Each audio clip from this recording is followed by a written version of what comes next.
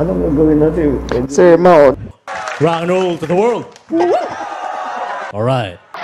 Alright, rock into the world. So, ngayon, nandito pa rin tayo sa magulong Pilipinas, magulong sistema na nangyari ngayon sa bansang Pilipinas dahil ang gulo-gulo pa rin dahil sa trilyonis na pondo ng 2025. At alam naman natin, mayroon kasing gustong kumakamal ng limpak-limpak na pondo ng bayan. Kaya nagkaganito ang ating bayan at ayun, maingay nga ngayon itong sa may PhilHealth. Anak ng PhilHealth naman yan.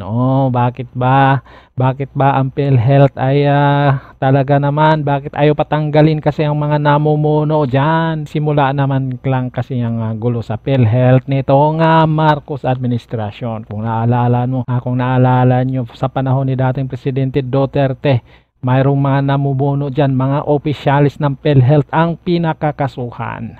Talagang pinakakasuhan yan dahil sa mga katiwalian dyan sa PhilHealth. At nang pumasok itong Marcos administration, ito na, mayroon ng mga pondo ang napunta kung saan napunta. At ngayon ay patuloy pa rin ito ngayon dahil ngayon ito ay hindi pa rin natitigil itong ingay sa PhilHealth. At ito na nga po yung kapatid ng presidente. So maganda po yung ginagawa niya dito, pero hindi ibig sabihin na goods na tayo sa kanya. Medyo okay naman yung ginagawa niya ngayon, pero hindi ibig sabihin na goods tayo sa kanya.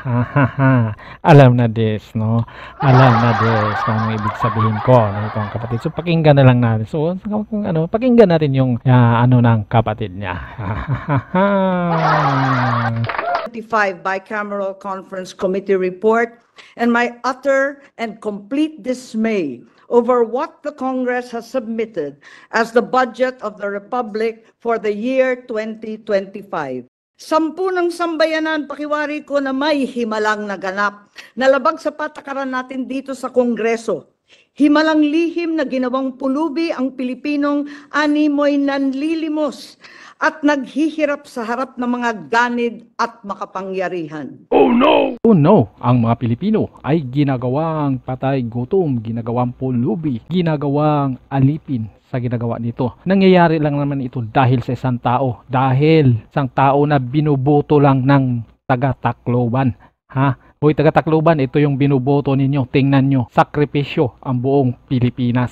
Sakripisyo ang mga Pilipino dahil sa ginagawa ng binuboto ninyo, mga taga-Tacloban. Kaya ito nga nangyayari ngayon ay pang-insulto po ito sa ating mga Pilipino. Dahil itong nangyayari sa atin ay kagagawan po ito sa isang tao na hindi natin binuboto. Kagagawan po ito ng mga tao na hindi natin binuboto. Isa po itong pang-insulto sa ating mga Pilipino. Isipin mo kung paano pang insulto dito. Tatawagin niya yung Armed Forces of the Philippines. Sino ba ang commanding in chief? Sino ang commanding in chief? Bakit sa kanya nagre-report ang mga AAP? Ganon kakapangyarihan itong binuboto ng Tacloban.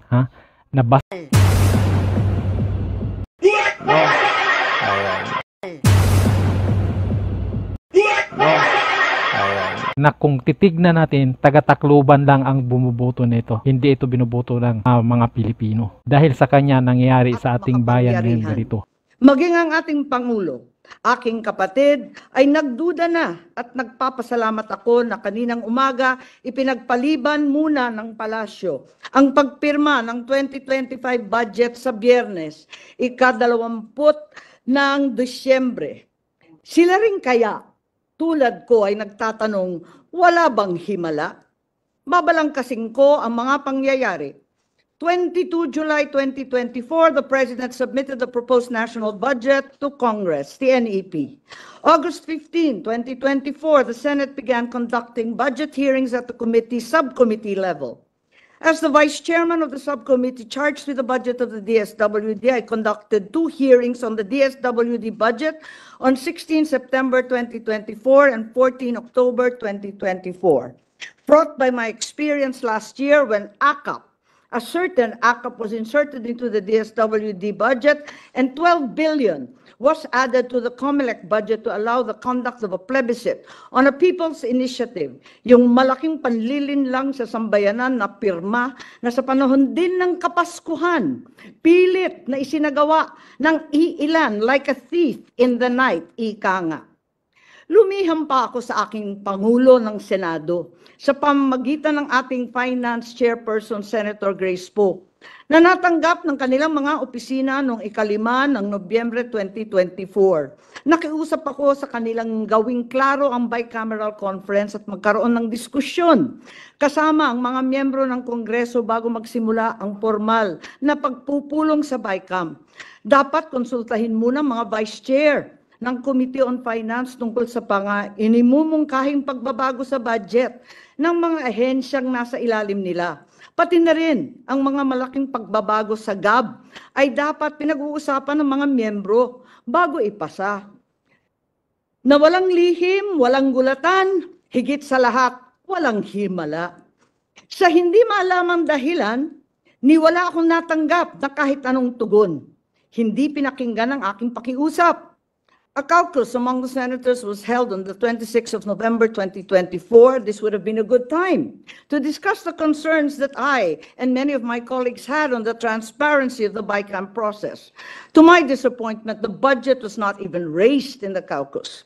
On November 28, 2028, the first bicameral conference meeting was finally conducted. Senator Bato de la Rosa manifested that before the members of the BICAM be asked to sign the BICAM report, they must first be given enough time to read it over and over again and check everything para hindi naman tayo magmukhang tanga after signing. Senator Grace Poe acceded to his request. Notwithstanding the request of Senator Bato and the agreement thereto of Senator Poe, no BICAM report was given to me and many, if not most of my colleagues before the date designated for the signing of the BICAM report. Dumating ang ika-11 ng Disyembre, ang petsa ng pangalawa at huling BICAM meeting. Uulitin ko po, ang ikalawa at huling meeting nitong BICAM na ito. Minabuti kong hanapin ang mga papeles at dokumento bago sana magsalita at magbigay ng anuman reaksyon. Ngunit sa kasamaang palad, hanggang ngayon lahat kami ay nangangapa sa dilim. Walang mga detalye o paliwanag, ni walang konkretong numero. Ang tanging hawak ko ay ilang datos ng DSWD na tila nilapastangan, sabay ang PhilHealth, sabay na rin ang DepEd. Kaya't sa kabila ng pagnanais kong makisama, hindi ako pumipirma sa kahit anong papel hinggil sa BICAM report na yan. At nagsusulong magbawas ng pera sa mga lehitimong proyekto para lamang ipasok ang akap, lakihan ng labis-labis ang MAIP, at pagpiestahan ang DPWH. Paano naman ako pipirma sa blankot kulang-kulang na papel? The majority of the Senate contingent signed the signature page of the BICAM report. However, several of the senators soon refused to sign the rest of the report when they saw the drastic and inexplicable changes reflected